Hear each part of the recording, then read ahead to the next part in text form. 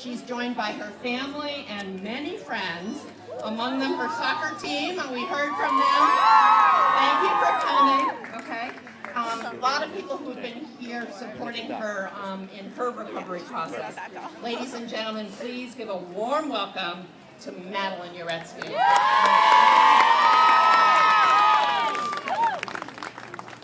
Good morning, everyone. Thank you all for coming out today to support BABIS. My name is Madeline Uretsky, and I'm here today to talk to you about what it's like to live with a brain injury.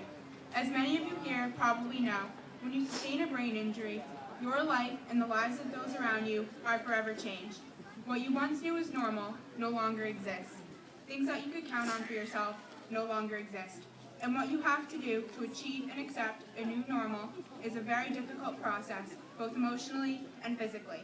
Exactly 1 year ago today, I sustained a severe concussion, my second in 5 months, while playing in my high school soccer game, and it kept me out of school for my entire sophomore year and at home in bed on complete brain rest for 3 months. As a teenager, I was isolated for my entire life. No school, no phone, no texting, no computer, no going out, and no watching TV.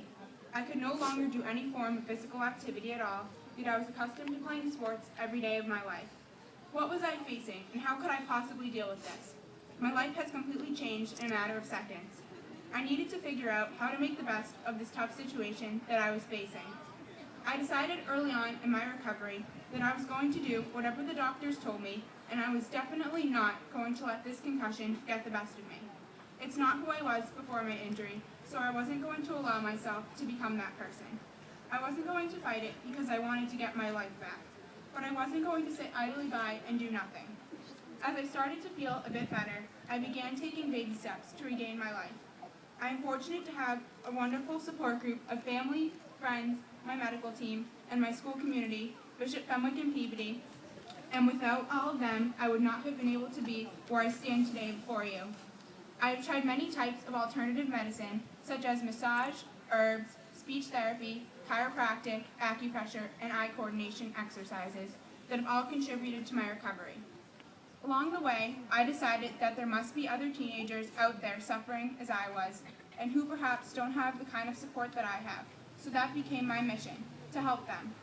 Life as a high school student is difficult enough, so just imagine being a teenager with up to 165 headaches per day, living in a constant state of fogginess, having memory loss, ringing in the ears, sensitivity to light and noise, dizziness, balance issues, and generally not being able to live the life you once had.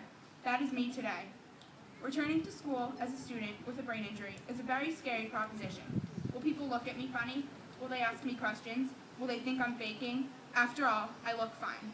These were the many questions that I had before I returned, and why concussions are known as the invisible injury. Nobody knows what goes on inside unless you really live through it. My school has supported me with accommodations to support the learning issues that I currently have. I have extended time on assignments and tests, as well as preferred seating in the classroom, just to name a few.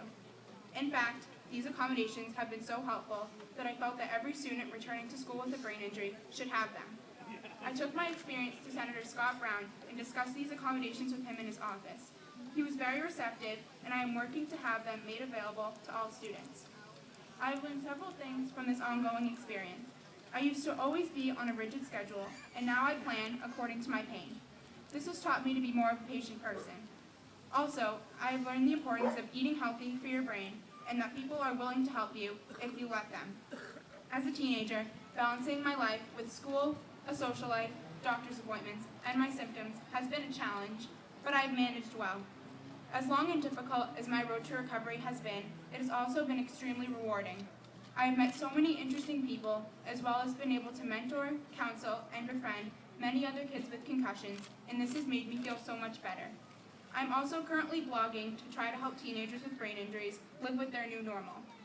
Brain injuries can be isolating, and people need to know that they are not alone. My family and friends have stood by me and supported me through all of this, and I am so thankful for them.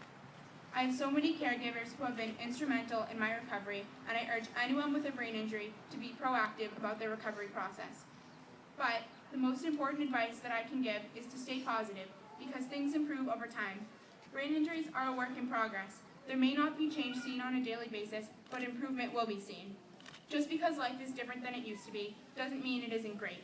You just have to find a way to make it great, even if you have to do it differently. She's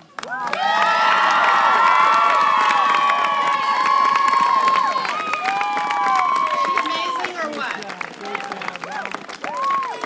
Thanks, Madeline. I think she speaks for many people, our youth as well as our adult survivors. I think she captured a lot in that. Thank you so much. I know she's been working hard on that.